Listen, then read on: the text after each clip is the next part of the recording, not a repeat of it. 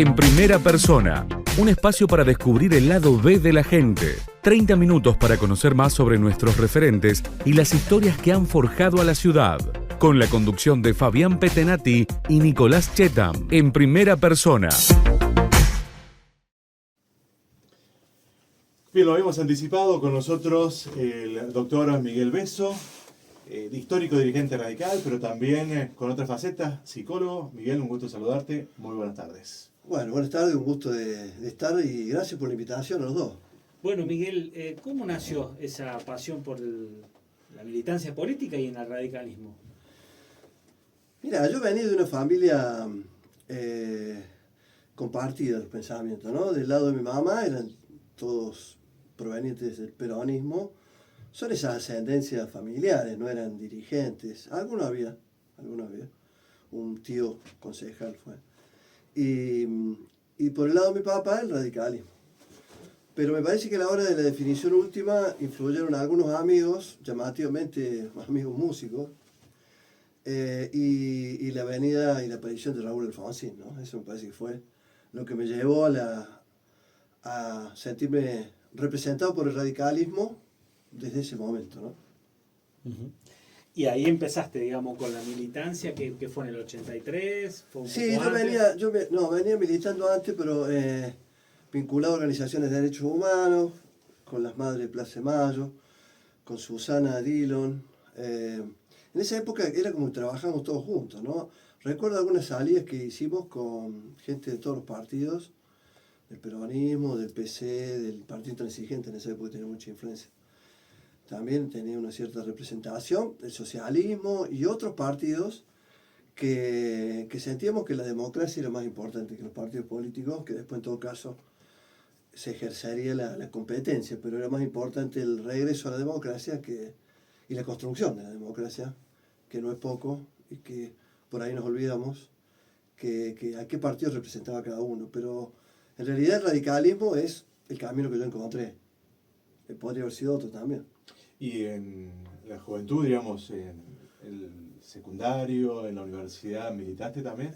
No, nunca milité en la escuela secundaria ni en la universidad, nunca. O sea, uno tiene relaciones, pero la militancia partidaria vino directamente vinculada a la Casa Radical. Y bueno, como te decía, algunos amigos que me decían, tenés que ser tal cosa. Porque mirá que Alfonsín, bueno, llamativamente, un personaje que uno dice que tiene que ver, el Pollo Nieva, que era un músico muy raro, muy icónico de Río Cuarto, ¿no? Un personaje que murió, que era el Bayo Brasca, y otros amigos más.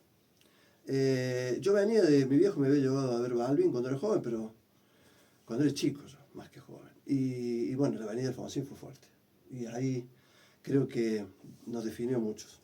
Miguel, ¿y cómo nacen las vocaciones que tenés en tu vida? Porque por un lado tenés la primera profesión, la de base, digamos. Sí, sí. Y después, bueno, incursionaste en la psicología, sos psicólogo. Soy psicólogo. ¿Primero qué? Para que la gente sepa. Primero me recibí de abogado a los 22 años, un día de calor, 27 de diciembre. Bueno, después con la actividad pública, el ejercicio de la profesión fue esporádico, ahora sí, por supuesto, lo ejerzo plenamente, pero hubo un momento en que no la ejercí, por la actividad pública, y siempre me acuerdo de una maestra que tenía, que era la señorita Borges, de séptimo grado, que me decía, este chico tiene que ser abogado. Yo no se queda con esas frases, que se impregnan tan en el inconsciente, más el sueño de hijos de inmigrantes, como eran mis viejos, uno español y otro italiano, que pensaban que el hijo, siendo doctor, podía ser o tener un futuro distinto, ¿no? Entonces, terminé eligiendo abogacía, que me gusta, soy docente universitario en esa carrera, doy constitución provincial en la carrera de abogacía, pero en definitiva las vocaciones son temporales, ¿no? Uno durante un tiempo tiene una y por ahí le gustó otra. A veces no hay tiempo en la vida y hay veces que con mucho esfuerzo se pueden lograr algunas cosas más. Sigo estudiando, ahora estudio música, pero siempre hay algo para ir mejorando. Por eso decíamos, lo primero fue abogacía, pero después Psicología. ¿Y cuándo arrancaste con eso? Con psicología empecé de golpe, dije un día no puedo, hace mucho tiempo que quiero y no lo hago. Había tenido la oportunidad cuando me tocó estar en ANSES, en la ciudad de Córdoba. Hacerlo no lo pude hacer y lo comencé después. Lo comencé después en Río Cuarto, ya hace 15 años que soy psicólogo y 10 que ejerzo. Y esa era una vocación que estaba pendiente. ¿Ejerces el psicoanálisis? Psicoanálisis atiendo habitualmente, es decir, atendí hasta hace 2 horas y atiendo en 1 hora y media más. Elegí días para eso y días para llevarlo las cuestiones jurídicas, ¿no? Conviví con las dos profesiones. Convivo con las dos y sabes que yo pensé que no era posible, aunque encuentro puntos de unión. Quien me aconsejó Estela Felicia, que es una destacada docente ya jubilada de la Universidad Nacional de Río Cuarto, de enfermería. Ella me decía, vos tenés que hacer las dos. Después el Pichi Pérez, músico. Y bueno, me puse a hacer las dos. No es que lo vaya a hacer siempre, ¿no? Por ahora lo estoy haciendo porque puedo y me gusta. La profesión de psicólogo me amplió mucho el panorama, me abrió otros horizontes, me permitió interpretar distinto muchas cosas y me abrió caminos, sobre todo caminos que te dan alegría, que es que la gente sufre menos. ¿Y están relacionados en qué punto con la abogacía fundamentalmente? Habitualmente se cree que no tiene nada que ver y en realidad no tiene nada que ver en algunos aspectos, pero en otros podemos hacer o buscar algunas similitudes.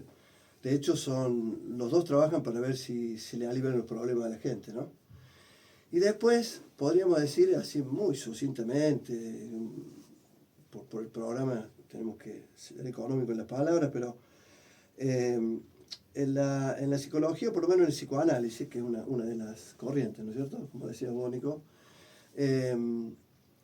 hay un concepto muy importante que es el nombre del padre, ¿no?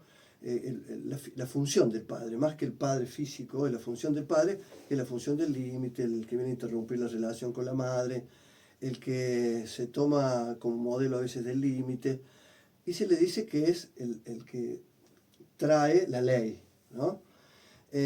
A partir de ahí hay muchas implicancias. Si uno tiene un padre a quien valora, admira y lo respeta, con todos los problemas que habitualmente se tienen con los padres, que es normal, bueno, aparece la primera figura de la ley. Y en el derecho, siendo abogado, esa ley, en vez de estar adentro de uno, en la psique de uno, está afuera.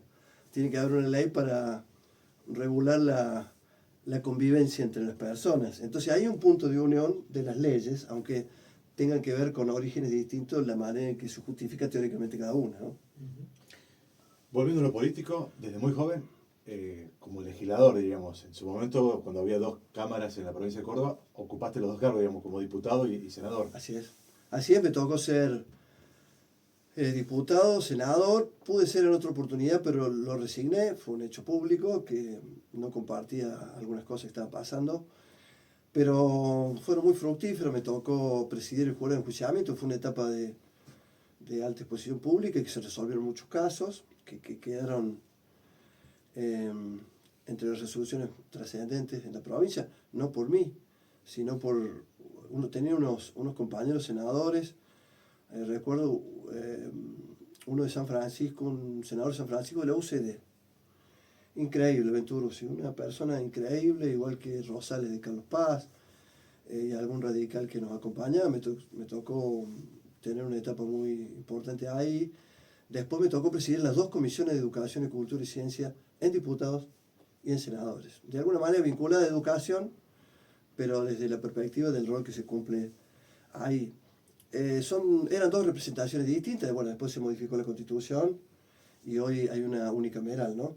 En donde hay una mixtura entre las 2 cámaras que existían, pero en definitiva esa fue la experiencia que yo tuve, que fue muy importante desde el punto de vista de lo que es la acción en el orden provincial, ¿no? ¿Y en la política te quedaron asignaturas pendientes? A veces se sobreentiende que cualquiera que esté en política, por ejemplo, quiere ser intendente.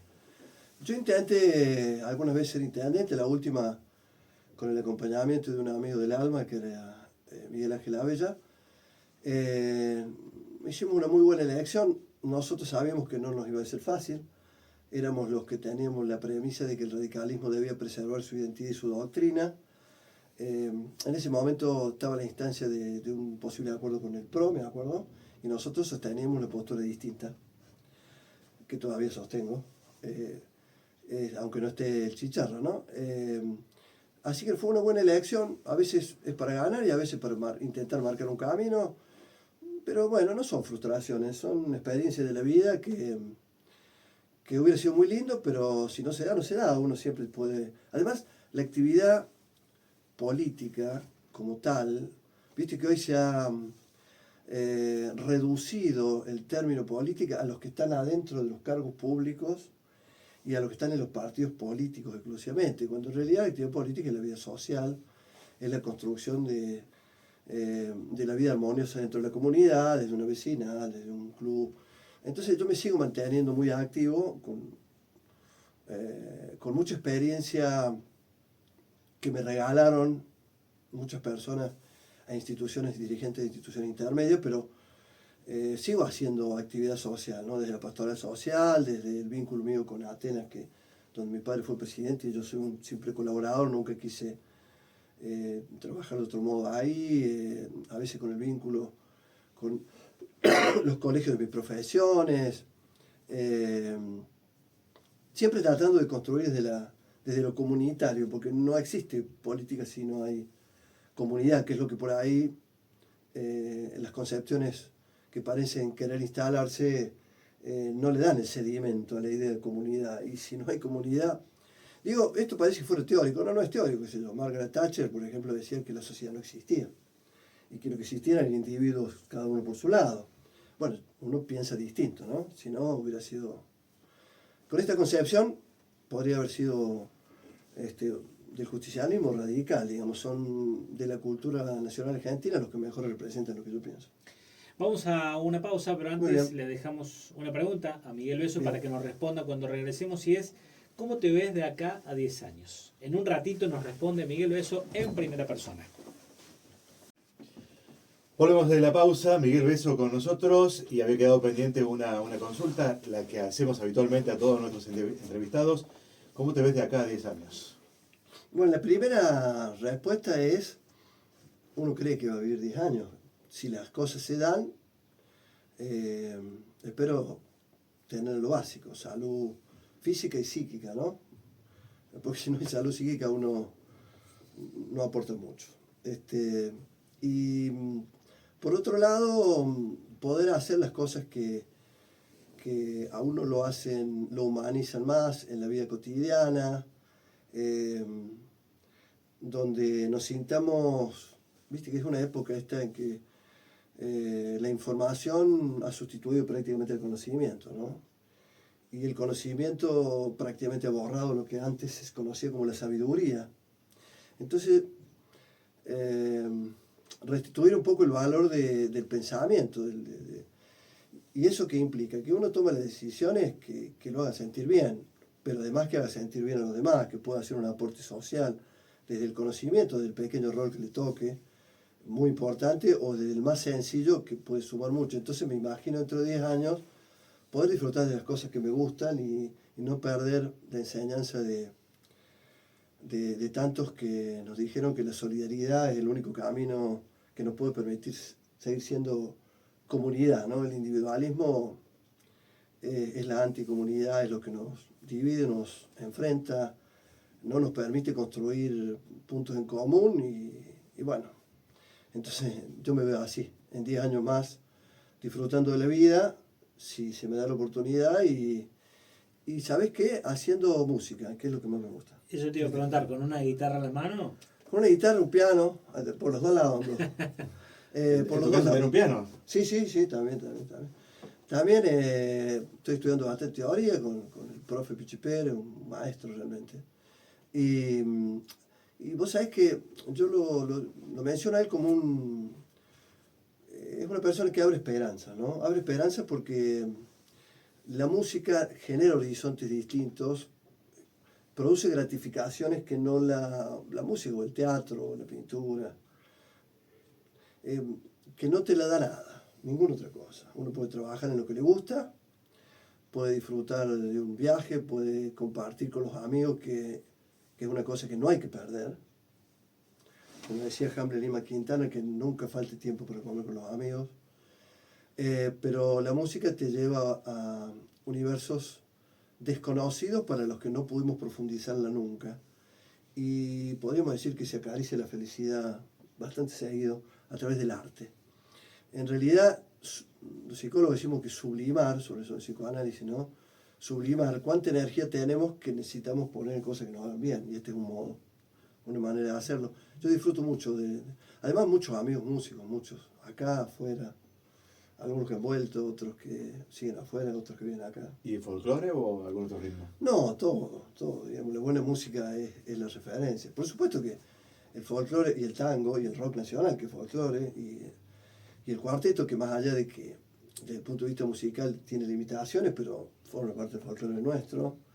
Pero básicamente el tango, el folclore, el rock nacional y la buena música. Digamos, uno escucha Oblivion de Piazzolla y no pregunta qué género es, dice qué bueno que es, ¿no?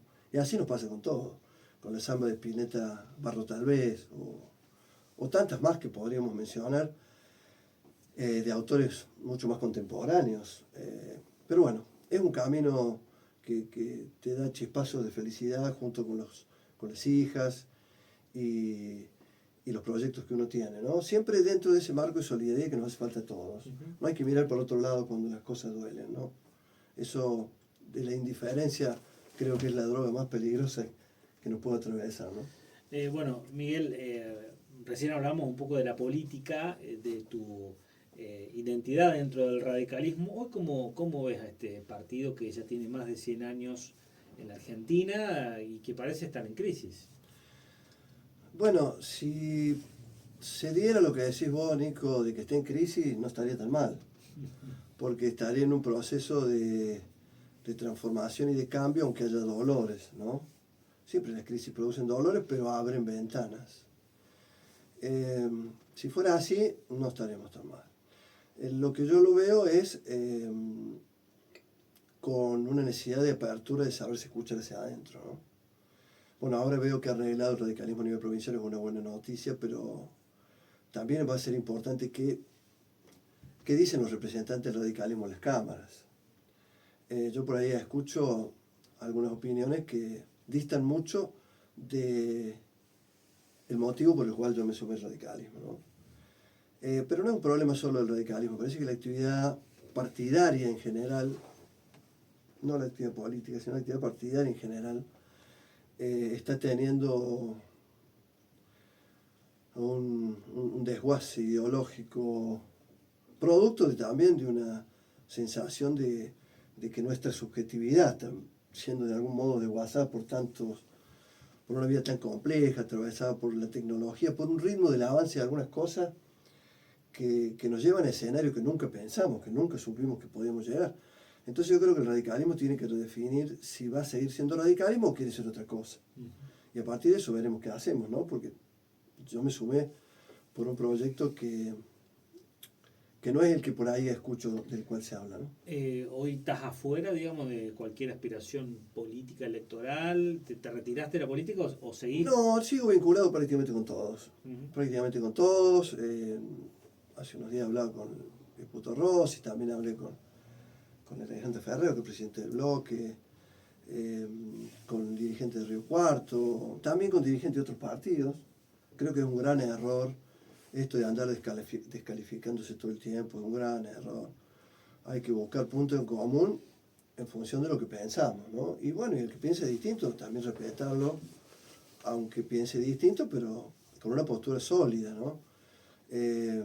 Creo que hay una crisis de identidades, una identidad móvil. Estamos en un periodo que ojalá sea de crisis, ¿no? Como decíamos. Y ese acercamiento a la pastoral social y por esta situación de revolución que hay, diríamos, en toda la sociedad.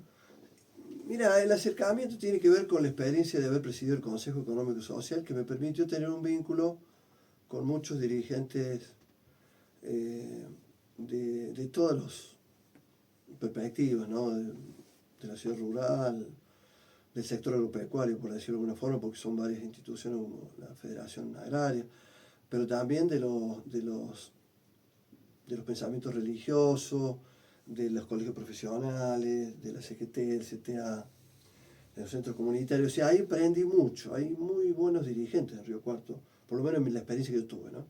muy buenos dirigentes y aprendí mucho a poder interpretar desde una perspectiva multidimensional, podríamos decir.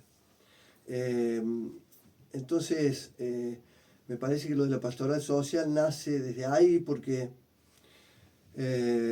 Francisco nos había hecho un reconocimiento con una carta hace mucho tiempo, donde yo presidí el Consejo Económico y Social, donde rescataba ese trabajo de construcción de comunidad, de que no nos veamos como enemigos, en una época donde parece que competir es más importante que saber que el otro es un socio indispensable para vivir. Y bueno, creo que la pastoral social, a través de la doctrina social, que yo la conocía por haber sido recibido en la Universidad Católica, que tuve la suerte que en estos días que estuve acá me hice una nota en la página web como alumno y me sentí identificado con la doctrina social, por supuesto con Francisco. Creo que vino a marcar un antes y un después. Pero con la apertura, Fabián, de la experiencia de algunos curas que la verdad que me han mostrado que trabajan mucho por la gente. Habrá otros que no, pero yo creo que la gran mayoría trabaja muy bien. Los rescato en especial a los que compartieron el Consejo Económico y Social conmigo, que fueron los que me fueron abriendo camino, y además hay mucha libertad para opinar. Pudimos hacer hace poco el encuentro con todos los candidatos a intendentes. Creo que hay un ámbito muy interesante en la doctrina social, que es lo que por ahí aparece con mucho más identidad del pensamiento, ¿no?